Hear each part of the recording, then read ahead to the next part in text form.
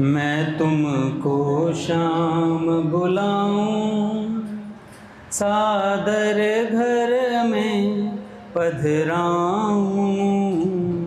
मैं तुमको शाम बुलाऊं, सादर घर में पधराऊं।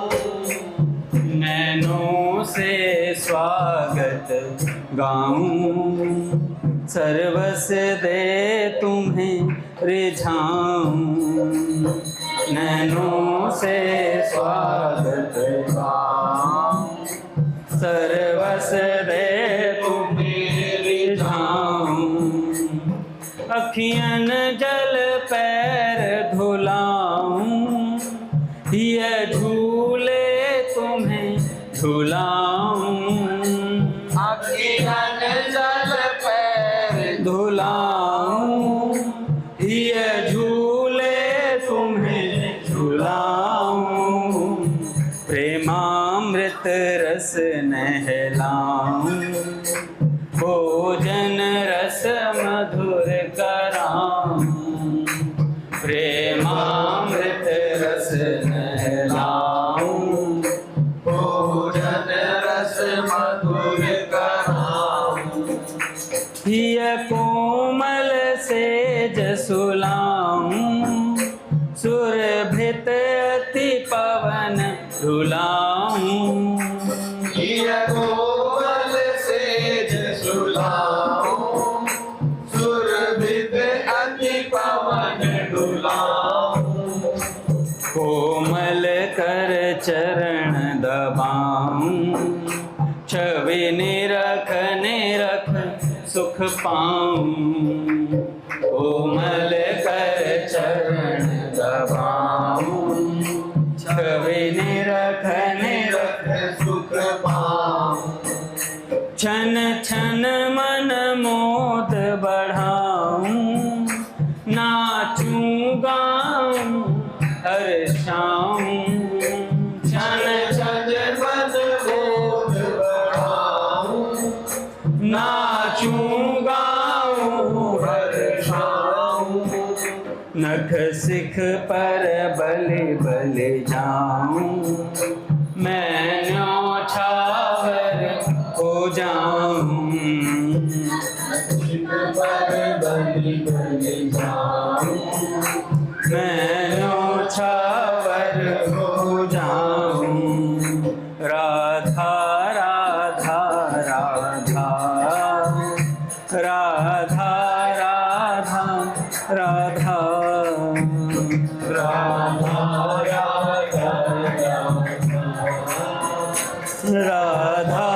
राधा राधा, राधा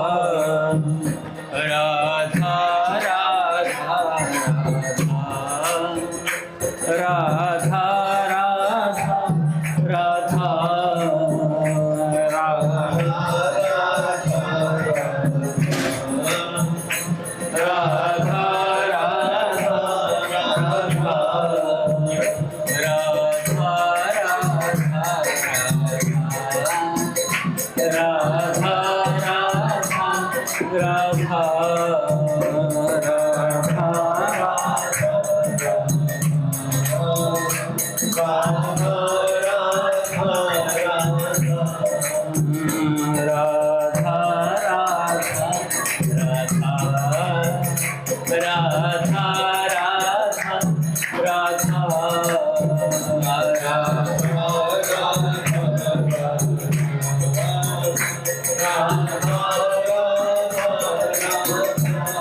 एक बार सब बोलेंगे।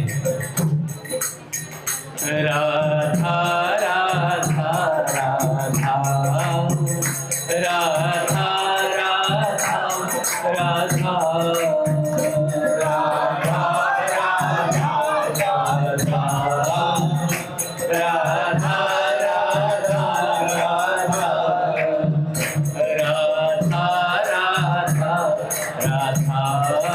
राधा, राधा राधा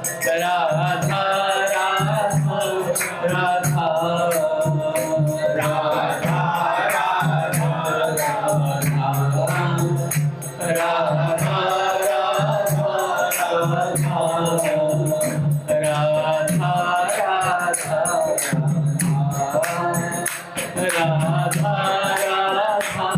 राधा राधा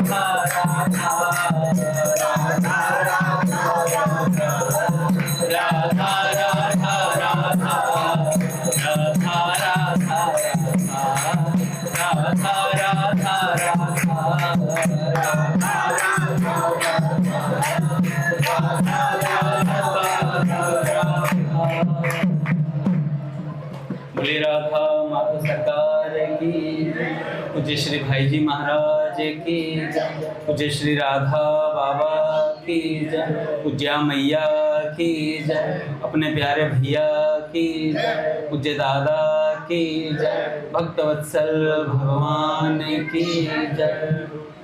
हरि बोल। बड़े सौभाग्य का क्षण है कि आज भी हमें सत्संग और कीर्तन का परम लाभ प्राप्त हो रहा है। पहले पूज्य भाई जी के कुछ विचार सुनते हैं, उसके बाद पूज्य संतोष बहन जी का चरित्र कंटिन्यू करेंगे। आज हमारे कुछ वैष्णव भक्त भी आए हुए हैं, सबको प्रणाम है।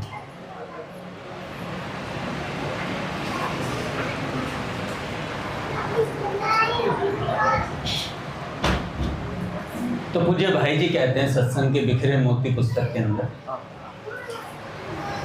जब तक भगवान की तरफ मुख नहीं हो जाता तब तक यथार्थ में सुख एवं सुविधाएं नहीं मिल सकती। यही मनुष्य भूल करता है, यही मनुष्य भूल करता है। सुख सुविधाएं चाहता है पर भगवान की तरफ पीठ करके, सन्मुख होकर नहीं, पीठ करके।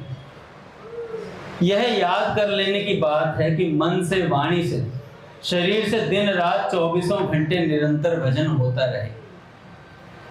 निरंतर दिन रात भजन हो, इसके लिए कुछ समय प्रतिदिन एकांत में बैठकर भजन का अभ्यास करें। मान ले यदि 2 घंटे एकांत में बैठकर लगातार भजन करेंगे तो फिर बाकी के शेष 22 घंटे अपने आप भजन होगा और भजन करने की शक्ति मिलती रहेगी। सज्जनों, भगवत भजन का सबसे सरल प्रकार है भगवान के नाम का जप और स्मरण। स्मरण ना हो सके तो जीभ से ही नाम जप करो। स्मरण कैसा होता है? जिसमें मन सहित होता है, जहां पर ध्यान सहित नाम का जब हम चिंतन करते हैं, नाम को उच्चारण करते हैं, कृष्ण बोला तो कृष्ण का ध्यान आना चाहिए। तो जीभ से तो नाम लेने का अभ्यास कर ही लें। कई लोग कहते हैं हम सीधा मानसिक में प्रवेश करेंगे, तो भैया पहले जीभ में प्रवेश कर जाओ, इस जीभ को हिला लो पहले। पूज्य पंडित ज्ञान प्रसाद जी महाराज से अपने पूज्य मुखरी वाले महाराज जी माधवदास बाबा जी महाराज कहते हैं कि हम पंडित जी महाराज जी के पास बैठे हुए थे, तो पूज्य पंडित ज्ञान प्रसाद जी महाराज जी के सामने एक साधक बैठा हुआ था। तो जैसे कई बार हम ताऊ ताऊ में कह देते हैं ना कि मतलब बड़ा चढ़ा के महाराज जी हमारा तो ना मतलब हमें सुमिरने की आवश्यकता नहीं है, हमारा तो मन ही निरंतर नाम जप कर रहा है। तो पंडित बाबा तो सिद्ध महापुरुष थे, भीतर तक की देख लेते थे झांक करके। तो साधक से बोला कि अगर सच बताऊं तेरा मन अभी कहाँ है तो तू शर्मा जाएगा, तेरा मन अभी कहाँ है तो तू शर्मा जाएगा, तू बेइज्जती महसूस करेगा। इसलिए मैं कह रहा हूं, समझ तो तू गया ही होगा, इसलिए मैं कह रहा हूं कि जिह्वा से नाम जप, जिह्वा से नाम जप, जीभ से पकड़ो, भगवान पकड़ में आते हैं। धीरे धीरे यही जीभ फिर उपांशु पे चली जाएगी और फिर मानसिक। वैसे मानसिक करते हैं, कैसे करते हैं? आप 61 माला करो, एक दिन 61 माला करके देखो। किसी संडे के दिन कोई दिन आप ऐसा रख लो जिस दिन आप 61 माला करो, देखना रात तक पूरी होगी। वो रात तक पूरी होगी। जब लेट हो गए ना, सोने के लिए जाओगे, तो आपके होठ अपने आप हिल रहे होंगे, अपने आप जिह्वा हिल रही होगी। और सुबह में उठोगे ना तो हरे कृष्ण हरे कृष्ण कृष्ण कृष्ण हरे राम। ऐसे चलता है। एक बार अभ्यास करा था मैंने, कोशिश करी थी, 1 महीने के लगभग नहीं भाई, 1 महीने के बाद फिर छूट गया। नियम बनाया था सुबह ऑफिस जाते हुए 1 घंटा माला करूंगा। ऑफिस में जैसे ही समय मिलेगा, लगभग 11 बजे तक, मैं 7 बजे ऑफिस के लिए निकल जाता, मेरा टारगेट था 11 बजे तक 20 माला होनी चाहिए किसी भी तरीके से। फिर उसके बाद शाम को यहाँ आते इतने थोड़ी और बढ़ती, तो लगभग जब तक मंदिर में आऊँ तब तक मेरी 30-35 हो जाए। उसके बाद रात में 1:30, 2, 2:30 बजे तक जब तक जगे तब तक वो माला 60-61 पूरी करनी है। अच्छा, उसमें सोने में क्या होता है, फिर सोते हैं ना तो वाकई में होठ हिलते हैं, वाकई में बुदबुदाते रहते हैं हम लोग, हरे कृष्ण हरे कृष्ण हरे राम। तो जिस चीज का अभ्यास होगा वही स्वप्न में भी आएगी। पूज्य बाबा कहते हैं, पूज्य श्री सेठ जयदयाल गोयनका जी ये बात कहते हैं कि आप जिस चीज का चिंतन रात को करते हुए सोओगे वही आपका स्वप्न बन जाती है। आप भगवान का चिंतन करते हुए सोइए, भगवान का नाम जपते हुए सोइए, कोई लीला पढ़ते हुए सोइए, तो आपको उस लीला का ही चिंतन आएगा रात्रि में। तो इसलिए जीभ से भगवान को पकड़ें, पहले जिह्वा से नाम लें। नाम के द्वारा असंभव संभव होता है। प्रत्येक मनुष्य को प्रतिदिन एकांत में बैठकर लगातार कम से कम 2-2 घंटे नाम जप का अवश्य अभ्यास करना चाहिए। अरे 2 घंटे कहाँ मिलेंगे हमें, हमारा आसन ही नहीं मिल रहा है, खो गया है। कैसे आसन पे 2 घंटे बैठेंगे? संतों ने यहाँ भी छूट दे दी, बहुत छूट दी संतों ने। कहा कि चलते फिरते कैसे ही नाम ले, नहीं हो सकता तो चलते फिरते ले लो। प्रतिदिन कुछ समय भगवान की प्रार्थना के लिए भी नियत होना चाहिए। ये तो पूज्य संत मुरारी बापू जी भी कहते हैं, कई बार कहते हैं, जिससे त्रिकाल संध्या ना हो त्रिकाल स्मरण कर ले। कैसे कर ले? 3 बार प्रार्थना कर ले, सुबह उठते ही कर ले, और दोपहर में जब भोजन करने बैठे तब भगवान से प्रार्थना कर ले, और रात्रि में सोते समय भगवान से प्रार्थना कर ले, है ना? तो ये काम भी हो सकता है। प्रतिदिन प्रातःकाल उठकर भगवान से प्रार्थना करें और मांगे, प्रभु आज सारा दिन आपकी अनुकूलता में ही बीते। सर्वोत्तम काम है दिन रात भजन करना। यदि मनुष्य चेष्टा रखे तो 1,00,000 नाम जप ना सही 50,000 तो आराम से जप सकता है। 50,000 नाम जप आराम से कर सकता है। नाम लेते लेते अंतर के मल का नाश होता है, फिर नाम का स्वाद प्रकट होता है, और नाम में स्वाद आ जाने पर तो फिर नाम छूटता ही नहीं। पूज्य मलुकपीठ सरकार एक बड़ा अच्छा उदाहरण देते हैं। महाराज जी बता रहे थे एक बार अपने संस्मरणों में, एक बार वो वृंदावन में किसी बैंक में गए और बैंक में कैशियर से कुछ बातचीत करनी थी, तो कुछ काम था उन्हें। तो लगभग 2 घंटे महाराज जी कैशियर के पास वहां बैठे। कैशियर ने बोला थोड़ा महाराज जी इंतजार करना पड़ेगा, तो महाराज जी बैठे और महाराज जी ने उन कैशियर की तरफ ध्यान दिया। कैशियर क्या कर रहा था? नोट गिन रहा था और साथ में भगवत गीता के श्लोकों की आवृत्ति कर रहा था। तो महाराज जी ने 2-2.5 घंटे उसे देखा, और उसके बाद जब वो फ्री हुआ तो महाराज जी कहने लगे, मैं पूछने तो कुछ और गया था, पर मैंने उससे यही पूछा कि क्या तुम्हें भगवत गीता पूरी याद है और दिन भर में कितनी आवृत्ति कर लेते हो? तो उन्होंने कहा कि महाराज जी जितनी आवृत्ति हो जाए उतनी बढ़िया है, ये चलता रहता है। तो महाराज जी ने कहा ये हुआ कैसे? तो उन्होंने कहा कैशियर ने कि महाराज जी हम पूज्य स्वामी श्रद्धेय स्वामी राम सुखदास जी महाराज जी के परिकर हैं। तो वही स्वामी जी का कोई परिकर हो, सच में स्वामी जी को फॉलो करा हो, तो गीता उसके नस नस में बस जाएगी, गीता जी का प्रवेश हो जाएगा उसके हृदय में। स्वामी जी ने कहा पूरी गीता जी ना हो तो 5 श्लोक कर लो, 5 श्लोक कर लो, उनको अगला जन्म मनुष्य का ही मिलेगा। फिर हम तो यही कर लेंगे, अगला जन्म फिर मनुष्य का ले लेंगे। क्यों आना है भाई? संकल्प ही नहीं करना है अपने को। जो संकल्प होगा भगवान की तरफ से होगा, और इस बार भी भगवान की तरफ से संकल्प है। पूज्य मलुकपीठ सरकार कहते हैं कि इस बार भगवान ने हमारे कल्याण का संकल्प कर लिया है, इसलिए हमें संत मिल गए, सत्संग मिल गया है, कीर्तन मिल गया है। अगर ये भगवान का संकल्प ना होता तो हमारे संकल्प तो बहुत झूठे हैं। हम तो रोज संकल्प करते हैं आज रसगुल्ला नहीं खाऊंगा, सुबह करके रात को टूटते हैं, और सुबह संकल्प लेते हैं आज डाइटिंग पे रहूंगा, शाम तक डाइटिंग की धज्जियां उड़ जाती है। तो हमारे संकल्प में कोई बल नहीं है भैया, जो बल है वो संतों के संकल्प में है। इसलिए संतजन कहते हैं भैया सदा संतों के आश्रित रहिए, संतों के आश्रय में रहकर भजन करना चाहिए। कई बार क्या होता है, हमें संत की प्रत्यक्ष लीला समझ में नहीं आती है, हमें लगता है यार गुरुदेव भटक गए, बात खत्म हो गई, यही बात खत्म हो गई। आजकल चेले ही नहीं रहे, चेले ही गुरु हो गए। ये बात विचार में ही नहीं आनी चाहिए थी कि गुरु जी भटक गए। अगर भटक गए तो गुरु ही नहीं थे, और गुरु जी कभी भटक नहीं सकते, सीधी सी बात है। भटकाव हमारे जीवन में कि हम सत्संग नहीं सुन पा रहे, कीर्तन नहीं कर पा रहे, महापुरुषों को पढ़ नहीं पा रहे।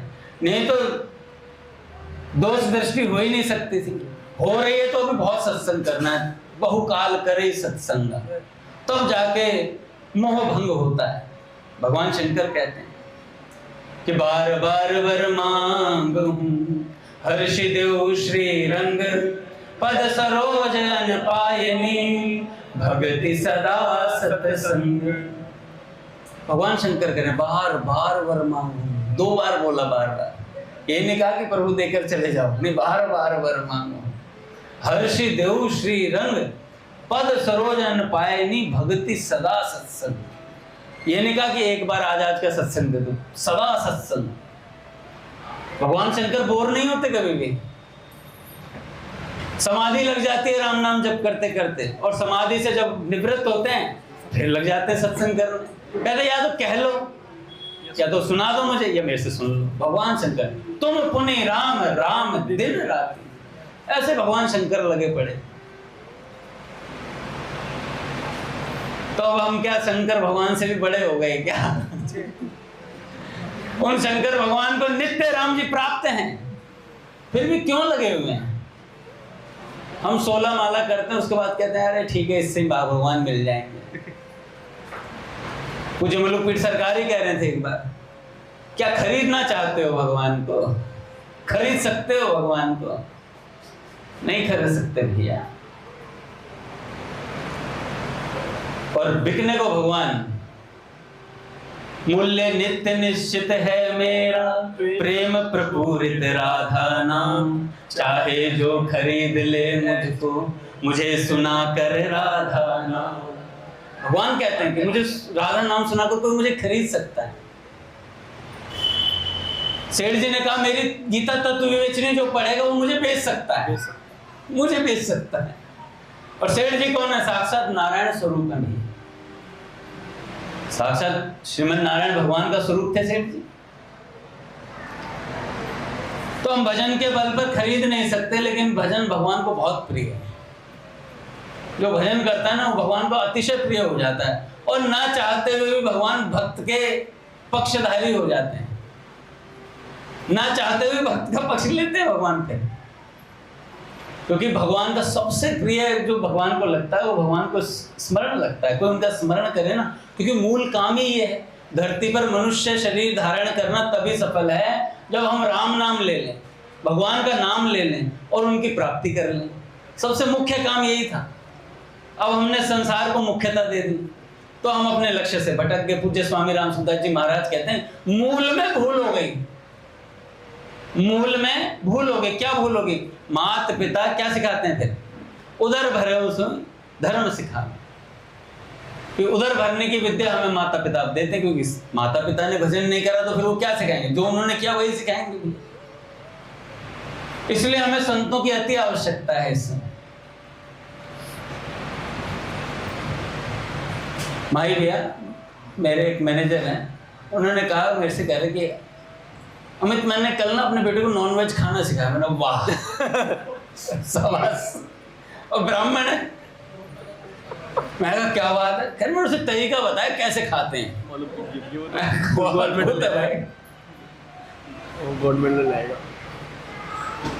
अजीब अजीब सा होता है कई बार तो, पर मैं ब्राह्मण तो भैया मैं तो प्रणाम कर लेते हैं दूर से ही, बैठ के खाना वाना कुछ नहीं है उनके साथ, दूर से प्रणाम है। दादा प्रणाम। एक और है मेरी टीम में मिताई भैया, मैंने उन्हें फोन किया, दादा मेरी टीम में ही लड़का है। मैंने कहा भाई क्या कर रहे हो? कह रहे मैं भोजन कर रहा हूँ। मैंने कहा वर्क फ्रॉम होम चल रहा है यार, काम भी करना होता है, इसका मतलब थोड़ी घर पे रहे तो काम नहीं करोगे। तो कह रहे सर मैं ना लंच कर रहा था। मैं कहा 12 बजे से अब कितना बज रहा है? कह रहे 2 बज गए। मैंने कहा ऐसा कौन सा लंच हो गया तेरा 2 घंटे चल रहा है, या तो तू 32 बार चबा रहा है।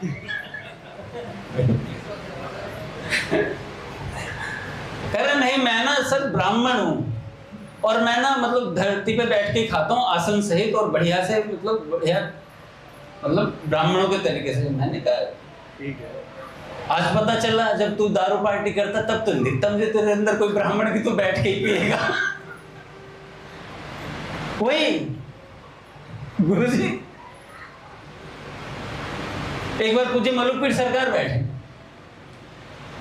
दादा वो क्या कर रहे थे, पूज्य मलुकपीठ सरकार कक्षा में पढ़ा रहे थे, और पूज्य भक्तमाली जी महाराज नीचे, उनका एक ही काम था, सुबह सुबह विद्यार्थियों के लिए बाल भोग बनाते, गमछा से यहाँ टांग लेते, और अपना यही काम रहता। और पूरा दिन उनका कोई ट्यूशन का टाइम फिक्स नहीं था, विद्यार्थियों को भक्तमाल पढ़ाते, जो भी भाष्य पढ़ाते, पूरा दिन चलता था। रात्रि को 2 बजे आ जाओ, 4 बजे आ जाओ, उनसे कोई प्रश्न पूछ सकते, कभी भी आ जाओ। तो पूज्य मलुकपीठ सरकार पढ़ा रहे थे, पढ़ाते हुए पूज्य महाराज जी ने ब्राह्मण शरीर की महिमा बताई, और बड़ा खूब अच्छे से बता रहे थे, शास्त्रों के उदाहरण ले लेकर।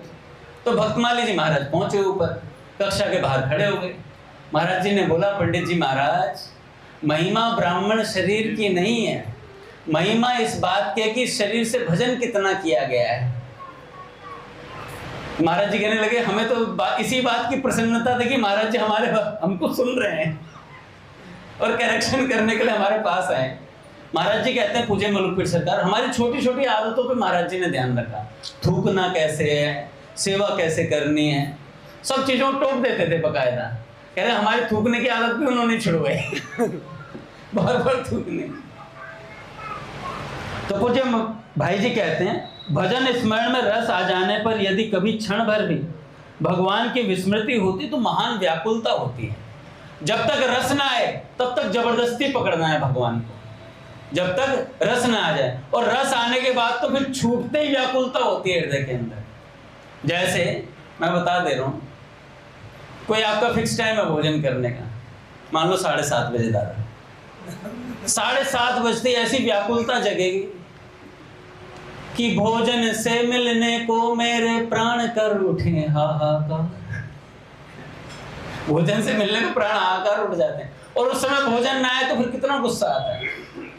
गृहस्थों में देख लो, ऑफिस से आए और पत्नी ने खाना नहीं दिया, सही टाइम पर भोजन नहीं परोसा, ये क्या मतलब है? मैं पूरे दिन बैल बना हुआ हूं, मैं कमा करके लाता हूं, ऐसा भीतर आग धधकती है भूख के लिए। ऐसे ही होता है भैया, जब भगवान से प्रेम हो जाता है। पूज्य मलुकपीठ सरकार कहते हैं जितना प्रेम भोजन से है ना, उसका चौथा हिस्सा भी अगर भजन से हो जाए तो काम हो जाएगा अपना। हमारा इतना भी प्रेम भगवान से नहीं हो पा रहा है जितना भोजन से है। आगे भाई जी कहते हैं, निरंतर भजन का अभ्यास नहीं हो जाने तक नियम पूर्वक भजन करने की अति आवश्यकता है। नाम की पूंजी खरी पूंजी है, यह जिसके पास है उसे यमराज का भी भय नहीं है। संकेत से परिहास से भी यदि भगवान का नाम जीभ पर आ गया तो सब पाप जल जाते हैं। जहां भगवान का नाम होता है वहां यमदूत नहीं आ सकते। इस कलयुग में भगवान के नाम लेने वाले तथा दूसरों से लिवाने वाले अत्यंत भाग्यवान हैं। यदि सचमुच भगवान का नाम जब होने लग जाए तो विपत्ति संपत्ति के रूप में परिणित हो जाती है। श्रीमद् भागवत में आया है, कलयुग में सब दोष ही दोष हैं, एक महान गुण है, वह यह है कि भगवान केशव के कीर्तन मात्र से जीव को भगवत प्राप्ति हो जाती है, परम कल्याण हो जाता है। गोस्वामी जी महाराज कहते हैं, तुलसी जाके बदन ते धोके हूं निकसत राम, ताके पग की पग तरी मेरे तन की चाम। धन्य है इस नाम प्रेम को गोस्वामी जी के। समस्त विश्व भगवान का नाटक है, खेल है। भगवान के इस खेल में भी सब रस होने चाहिए। इस समय वर्तमान में अद्भुत लीला चल रही है। जगत में सब कुछ भगवान की शक्ति से उन्हीं के किए होता है। मनुष्य तो बस निमित्त बन जाता है और भगवान से जिसे दो नाटक करवाना होता भगवान करवा ही लेते हैं, और नहीं भी करना चाहता तो जबरदस्ती करवा लेते हैं। तो इसलिए बाबूजी ने कहा कि हर समय दो बातों को याद रखो,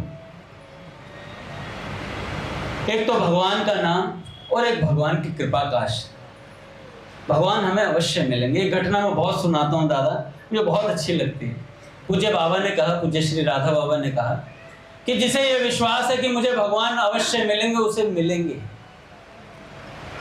जिसे ये विश्वास है कि भगवान मुझे दर्शन जरूर देंगे और जीवित रहते देंगे तो उसे जीवित रहते दर्शन मिलेंगे। एक लड़की थी और वो अपने छोटे भाई से कहा करते थे कि भाई मुझे भगवान शंकर लेने आएंगे और मुझे कंधे पर बिठाकर ले आएंगे। उसका भाई हमेशा कहता, हाँ तू ही बहुत बड़ी भक्ता है भगवान शंकर की, जो तुझे ही लेने आएंगे, जो तुझे ही लेने आएंगे, तू ही भक्ता है। तो कहती, नहीं नहीं भैया मैं सच कहती हूँ आपको, मुझे भगवान शंकर लेने आएंगे। ऐसा दृढ़ विश्वास था उसका कि वाकई में महाराज क्या हुआ, कई सालों बाद उसकी लड़की की तबीयत खराब हुई। उसका भाई उस समय पढ़ाई कर रहा था, तो तबीयत इतनी खराब हुई माही भैया कि हॉस्पिटल में एडमिट करा दिया उस लड़की को। भाई नीचे बेंच पे बैठ के पढ़ रहा था, वो चौथे माले पे थी लड़की एडमिट। अब ऊपर वो जाने लगा तो डॉक्टर ने बोला कि भाई तुम्हारी जो बहन है उसका शरीर शांत हो गया है। अब वो जल्दी जल्दी सीढ़ियां चढ़ता ऊपर। ये पूज्य बाबा की सुनाई घटना है भैया, सत्य घटना है। तो पूज्य बाबा ने कहा कि वो लड़का जैसे जैसे ऊपर चढ़ता जा रहा है तो जैसे पहुंचने वाला था कमरे तक उस, तो क्या देखता है, दृश्य क्या होता है, भगवान शंकर आ रहे हैं सीढ़ियों से उतरते हुए और वो जो लड़की है वो भगवान शंकर के कंधे पे बैठी हुई है और बोलती हुई क्या जा रही है, भैया मैंने कहा था ना कि भगवान शंकर मुझे लेने आएंगे। वो देखता और देखता दंग रह जाता है। तो बाबा कहते हैं जिसे इस बात का विश्वास है कि भगवान मुझे अवश्य लेने आएंगे, भगवान मुझे दर्शन देंगे, भगवान मुझे मिलेंगे मिलेंगे मिलेंगे। तो पूज्य बाबा कहते हैं उसे मिलेंगे मिलेंगे मिलेंगे, ये त्रिवाचा सत्य है, ये त्रिवाचा सत्य है कि उसे मिलेंगे। और ये विश्वास कहाँ से दृढ़ होता है कि भगवान हमें मिलेंगे? वो विश्वास हमारा सत्संग से जागृत होता है। हमें सत्संग में पता चलता है कि भैया भगवान के कैसे कैसे भक्तों ने कैसे कैसे भगवान को पाया है, तब तो हमारा विश्वास बनता है। यार आज हमने ये घटना सुन ली, ये लड़के वाली घटना सुन ली, अब हमारे मन में सदा ये बात रहनी चाहिए, यार मैं कैसा ही निकृष्ट प्राणी क्यों ना हूं, मेरे मन में एक चाह तो है कि मुझे भगवान को पाना है। अगर ये चाह बनी रही अंत समय तक, अगर ये चाह बनी रही अंत समय तक, तो भगवान अवश्य मिलेंगे। ये भजन किस लिए कर रहे हैं हम, सत्संग किस लिए कर रहे हैं? कि हमारे मन में भगवान के प्रति ये चाह सदा उत्पन्न रहे, ये ज्वलंत रहे। पूज्य भैया कहते हैं कई बार, या तो धधक के जलो एक बार में, या सदा जलते रहो, धीरे धीरे जलो, पर ज्वलंत रहना, जलते रहना चाहिए। इसलिए सत्संग क्या काम करता है? हमको जलाने का काम करता है, हमारे भीतर आग पैदा करते रहता है। स्वामी जी महाराज ने कहा कि मुझे और कुछ नहीं चाहिए, पूज्य श्रद्धेय स्वामी राम सुखदास जी महाराज ने कहा कि मुझे थोड़ी आग दे दो, बस भगवत प्राप्ति की आग दे दो बस। तो ऐसे इन संतों से जब सुनते हैं ये बातें, तो मन में आता है हाँ यार इन संतों ने जीवन अपना जिया है। अब कहोगे स्वामी जी तो विरक्त थे, बाबूजी तो गृहस्थ थे, सेठ जी गृहस्थ थे, पूज्य पंडित गया प्रसाद जी महाराज लगभग 40 वर्ष से ऊपर तक गृहस्थ रहे, गृहस्थ संत थे। और सोचो गृहस्थी में रहकर उन्होंने कभी आईना नहीं देखा, शीशा नहीं देखा दादा। तो ये संत जो होते हैं इनके चरित्रों से हमें आग प्राप्त होती है, भगवत प्राप्ति। मन करता है यार इन्हें मिले तो हमें भी मिलने चाहिए। तो हम कल पूज्य संतोष बहन जी का चरित्र सुन रहे थे, हमने सुना कि एक बैल को कैसे पूज्य संतोष बहन जी ने भगवत प्राप्ति करा दी। अब आगे इन्हें बाल संत की उपाधि मिलती है पूज्य संतोष बहन जी को। इन सब उद्धार की घटनाओं के पीछे सिर्फ निस्वार्थ भावना थी, सहज स्वभाव था पूज्य संतोष बहन जी का। हर पल प्रभु के प्रेम में पगी रहती थी, सदैव अंतर्मुखी सी रहती। मंदिर में घंटों ठाकुर जी के सामने एक आसन से बैठकर टकटकी लगाए ठाकुर जी को देखती रहती थी, पर तृप्ति नहीं होती थी। सत्संग और साधु सेवा में मन को डुबाए रखती तो थोड़ी शांति सी मिलती। संत दर्शन का लोभ इन्हें लाहौर के वार्षिक सत्संग सम्मेलन में ले जाता, लाहौर तक चली जाती थी सत्संग सुनने के लिए। हमारे ब्रज के एक संत हुए, क्या नाम था उनका,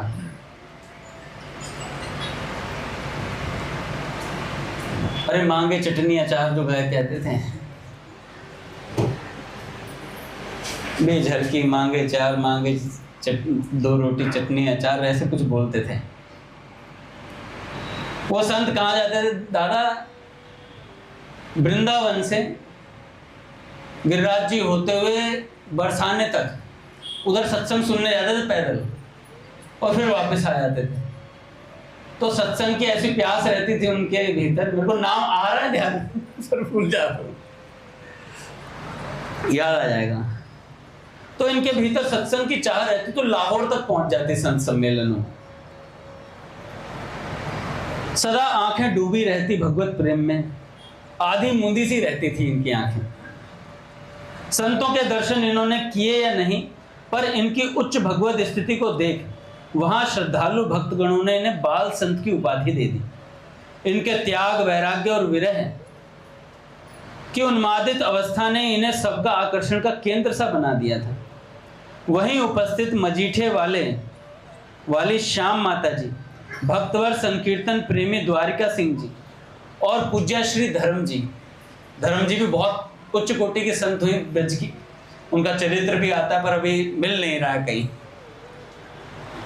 और उनका परिकर सभी साक्षी हैं इनकी इस उत्कृष्ट स्थिति के।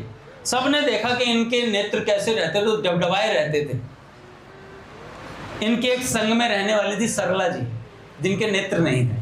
तो पूज्य संतोष बहन जी और सरला जी साथ में रहा करते थे। इनकी इस अवस्था पर जगत की ही नहीं नटवर भी रीझ उठे थे।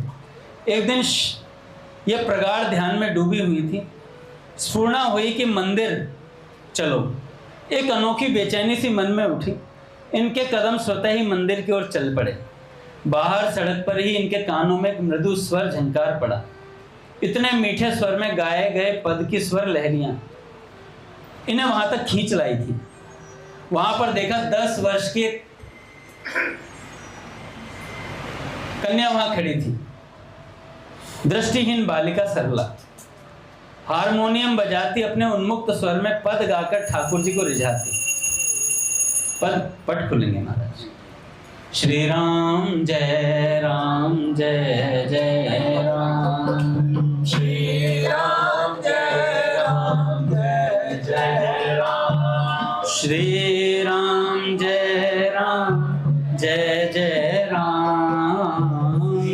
राम जय जय राम, श्री राम जय जय राम, श्री राम जय जय राम, श्री राम जय जय राम, श्री राम जय जय राम, श्री राम जय जय राम, श्री राम जय राम। बोले राधा माता सरकार की। तो 10 वर्ष की बालिका हारमोनियम लिए भजन गा रही थी। ये बालिका कौन थी? ये थी सरला जी। इनके नेत्र नहीं थे और सरला जी को देखते ही इन्हें लगा कि मेरी कोई साथी मिल गई है मुझे, और वो पद सुनाती हैं और ये सुनती। अब क्या हुआ, इनके भजन के आनंद ने एक त्वरा जागृत कर दी पूज्य संतोष बहन जी के मन में कि वृंदावन चलना चाहिए। वृंदावन वृंदावन वृंदावन, ठाकुर जी की सरस क्रीड़ाओं की स्थली। दिन रात वृंदावन के दर्शन की प्यास बढ़ती चली गई पूज्य संतोष बहन जी के मन में। सन 1942 में कुछ यात्रियों के साथ वे वृंदावन आई श्री धाम के दर्शन के लिए। देखिए, जप तप व्रत नेम सभी तीर्थों व जन्म जन्मांतर के संचित पुण्यों का फल श्री धाम का दर्शन है। सभी साधनों की पराकाष्ठा के बाद श्री धाम दर्शन लालसा और धाम निष्ठा उत्पन्न होती है। ऐसे श्री धाम की पावन भूमि के दर्शन का सौभाग्य पाकर 16 वर्षीय संतोष बहन जी खुशी से नाच उठी। पहली बार वृंदावन गई थी और खुशी का ठिकाना नहीं था। जब हम भी पहली बार वृंदावन गए थे तो बड़ा चाव था कि वृंदावन जाएंगे, वृंदावन में क्या होता है देखा ही नहीं था। जिसने वृंदावन ना देखा उसने कुछ भी नहीं देखा। पर देखना कैसा होता है, एक देखना आप गए बिहारी जी की गली में गए और वहां पर ढोकला हरी चटनी के साथ खा करके उल्टा आ गए, चीला खा के आ गए, और फिर आकर यहाँ चिल्ला चिल्ला के बता रहे हम ढोकला खाया है और चिल्ला खाया है पॉइंट मार कर दिया। और फिर उसके बाद दुकानें पता कर ली कि भैया ये वाला चिल्ला बढ़िया बनाता है, वो वाला ब्रजवासी कचौड़ी बढ़िया देता है, और वो लस्सी बढ़िया देता है, और ढोकला तो साइकिल वाले से खाना जब भी खाना, क्योंकि उसकी हरी चटनी बड़ी तीखी होती है। दुकानें भी पॉइंट कर आते हैं और सेटअप भी बिठाए आते हैं, भाई अगली बार आए तो तैयार रखना लोकेशन से।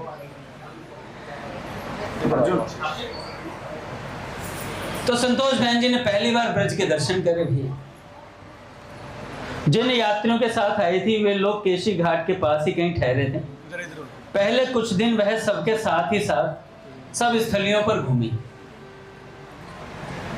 आहा, ये पावन यमुना पुलिन, ये बालू के कण, अनंत क्रीड़ाओं की साक्षी, प्रिया प्रियतम के चरण चिन्हों से रंजित ये रजकण, इन्हीं भावों से पुलकित पूज्य संतोष बहन जी यमुना जी को साष्टांग प्रणाम करती।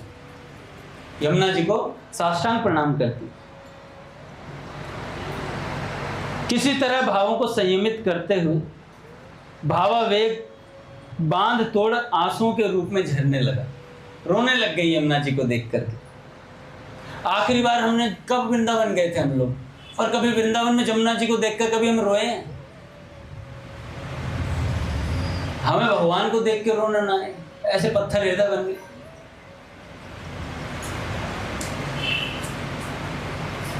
दादा बात याद आ रही है, बता देता हूँ। पूज्य प्राची दीदी ने कहा, क्या कहा कि पूज्य भैया जमुना जी के किनारे सत्संग करा रहे थे। दादा याद होगा आपको सिद्धा गोपी, वो आए तो दादा ने मुझसे कहा कि अंकल जी कोई सिद्ध लग रही है। दादा ने मुझे बोला था, उस समय बैठे हुए थे साथ में। उसके बाद उनका वीडियो भी बना, हमारे पतित पावन प्रभु जी ने माता जी का वीडियो भी लिया। उसके बाद हम तटीय स्थान आए। तटीय स्थान पे आपको पता ही है क्या हुआ। फिर दादा और राधा रमन जी बाहर बैठे हुए थे, म्यूजिक सिस्टम का ख्याल रख रहे थे। वो जो हम लेके जाते हैं कैरी माइक वगैरह, वो म्यूजिक सिस्टम ही है। अंदर हम लोग तटीय स्थान में अंदर महाराज जी के पास बैठे हुए थे, वहां पर पद वगैरह सुनाए जा रहे थे। हमारे राधा रमन जी ने 9 दिन का अनुष्ठान किया हुआ था, शायद नवरात्रि का, गुप्त नवरात्रि का। तो पूज्य भैया ने उन्हें एक रात पहले बोला था कि तुम्हारे लिए खिचड़ी बनवाऊंगा, और भैया सुबह बरसाने से निकलने लगे तो भूल गए। अपने धर्म भैया के यहाँ रुके हुए थे, वहां से निकले, फिर ध्यान रहा नहीं खिचड़ी का। वहां पहुंच गए तटीय स्थान। तटीय स्थान में एक लड़का आया और हमारे राधा रमन जी को खिचड़ी की पोटलियां दी, बाल्टी दी खिचड़ी की। अब खिचड़ी की बाल्टी दे दी भैया। उधर ही हमारे रघुनाथ जी घूम रहे थे। आपको पता ही है रघुनाथ जी जैसे गीता वाटिका पीछे गौशाला में चले जाते हैं, अकेले अकेले घूमते हैं, तो ऐसे ही वहां घूम रहे थे। तो बालक ने क्या किया, रघुनाथ जी के पेट पे हाथ फेरा और टी शर्ट पे ठाकुर जी को देख करके कहते हैं कि ये ठाकुर जी श्री जी हैं। ऐसी घटना उनके साथ। अच्छा, अभी तक हम सब लोग उन्हें बालक समझ रहे थे, नॉर्मल बालक। अब क्या हुआ, जब हम अग्रसेन भवन पहुंचे तो पूज्य भैया के पास पूज्य प्राची दीदी का फोन आया कि भैया जी आपके साथ एक विचित्र घटना घटी आज आप लोगों के साथ। कहा कि जमुना जी के किनारे वो जो माता जी आई थी वो सिद्ध गोपी हैं ब्रज की, और उनसे आज ठाकुर जी ने स्वयं बोला कि आज अपना यमुना जी पे मानसिक चिंतन मत करना, देवर्षि नारद जी आज अपने परिकरों के साथ वहां सत्संग करने आ रहे हैं। तत्काल हम लोगों ने वीडियो खंगाली। किसी ने वीडियो बनाया, पतित पावन कहाँ है, वीडियो निकाल फटाफट। हमारी दृष्टि फटाफट ढूंढ रहे हैं सिद्ध गोपी कहाँ है, उनके दर्शन करने भी चाहिए भाई, जिज्ञासा होनी भी चाहिए। पर एक बात और सोचनी चाहिए थी भाई, जिनके सत्संग को सुनने आए वो देवर्षि नारद जी महाराज हमारे नित्य साथ हैं। हम भूल जाते हैं, हमारे दिमाग में ना परतें चढ़ जाती हैं, यहाँ पर बुद्धि पर ना एक के बाद एक परतें चढ़ जाती हैं। जैसे जैसे सत्संग बिसरता जाएगा वैसे वैसे दिमाग पर मलिनता की छाया पड़ती जाती है। फिर हम महापुरुष के साथ रहते हुए महापुरुष को महापुरुष नहीं मान पाते। तो तत्काल हमारी दृष्टि किस पे जानी चाहिए थी, सिद्ध गोपी पे तो जानी चाहिए थी। अच्छा, हमने सर सिद्ध गोपी तो वो थी, पर नारद जी के परिकर हमें परिकर आए, नारद जी महाराज ढूंढ नहीं रहे कोई। तो भाई बात ऐसी है। अच्छा, उस समय चाव भी बड़ा था जाना। पूज्य प्राची दीदी जब नित्य घटनाएं बताती, हमारे नारायण प्रभु भैया के साथ रहते थे उस समय, नित्य नई नूतन लीलाएं सुनने को मिलती। कौन बालक कहाँ क्या कर रहा है ये भी पूज्य भैया को बता देते, तो हम घबराए घबराए घूमते थे कि हमारी कोई गलती ना बता दे भैया को, कोई हमारी छुपी हुई हरकत भैया को पता ना चल जाए। ये डर था, ये डर आज भी रहना चाहिए। ये डर आज पता नहीं चलता होगा कि पूज्य भैया को हम क्या कर रहे हैं क्या नहीं कर रहे हैं, सब पता चल जाता है। पर हम क्या सोचते हैं, सीसीटीवी कैमरा तभी था पूज्य प्राची दीदी के रूप में, आज कोई सीसीटीवी कैमरा नहीं है। सब है भैया, भगवान हमें देख रहे हैं। पूज्य मलुकपीठ सरकार कहते हैं जब हम ये बात स्वीकार कर लेंगे कि भगवान सब जगह है तो पाप होने कम हो जाएंगे, क्योंकि हमें पता रहेगा कि कमरे के अंधेरे में भी हमें कोई देख रहा है, कमरे के अंधेरे में भी हमें कोई देख रहा है, तो हमारी वृत्तियां कहीं नहीं जाएंगी।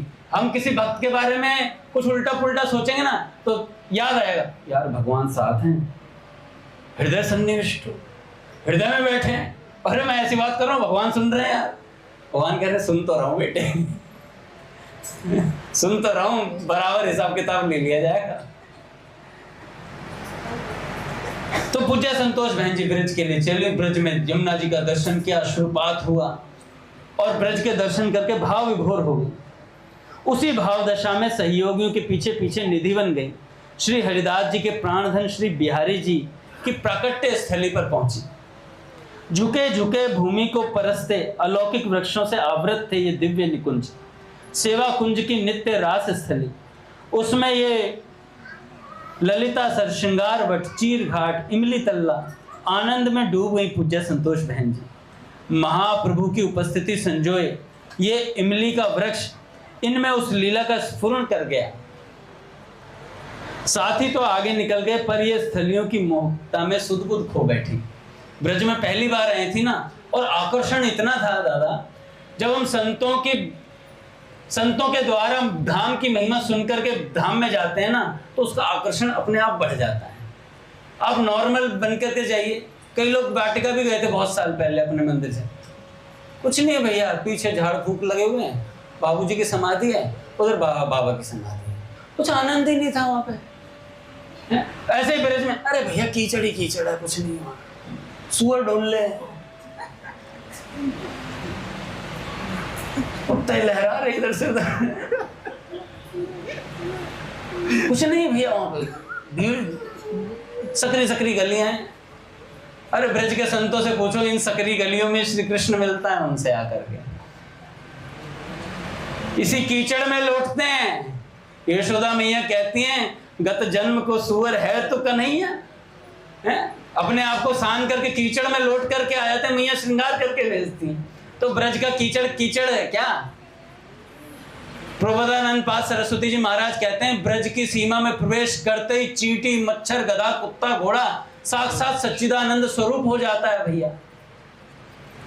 क्या महिमा है, कभी पढ़कर देखो वृंदावन महिमा में, एक से एक शब्द भैया। तो ऐसी महिमा को सुनकर पूज्य संतोष बहन जी ब्रज में पहुंची थी। इमली तल्ला और इन सब स्थलियों को देखकर सुध-बुध खो बैठी। लो पहुंच गई अब वे श्री बांके बिहारी जी के पास। बोले बांके बिहारी लाल की जय। वहां से निकली तो पूज्य संतोष बहन जी पहुंची श्री राधा वल्लभ लाल जी के पास। श्री राधा वल्लभ लाल की जय। झेलम के उन्हीं प्राण प्रिय श्री विग्रह की भांति आज इन पर ये सर्वस्व लुटा बैठी। ठाकुर जी का विग्रह देखा, ठाकुर जी को देखा तो फिर से मतलब हृदय में उमड़ सी आ गई। अपने भाग्य पर इन्हें विश्वास ही नहीं हो रहा था कि ये श्री वृंदावन में है। चर्म चक्षुओं से ये दिव्य वृंदावन की छटा निहार रही थी। फिर जब उड़िया बाबा के आश्रम में रास देखने का सुअवसर आया तो हृदय का आह्लाद उनके नैनों में छा गया। रास बिहारी इनकी मनमोहक नृत्य मुद्राओं ने इन्हें उसी नित्य धाम में पहुंचा दिया। घंटों उनके कानों में वह छूम छनन छनन गूंजती रही। आंखों के आगे गोलाकार मंडल में बिजली किसी गति से नृत्य करती गोपांगनाएं दिखाई देती रही। उसके बाद तो नित्य ही ये रास देखने पहुंच जाती। अब तो यात्रियों के साथ की भी आवश्यकता नहीं रह गई थी। यहाँ के रास्ते उन्होंने रट लिए थे, ब्रज के रास्ते रट लिए, वृंदावन के रास्ते। आगे हम कल सुनेंगे महाराज दीक्षा की लालसा।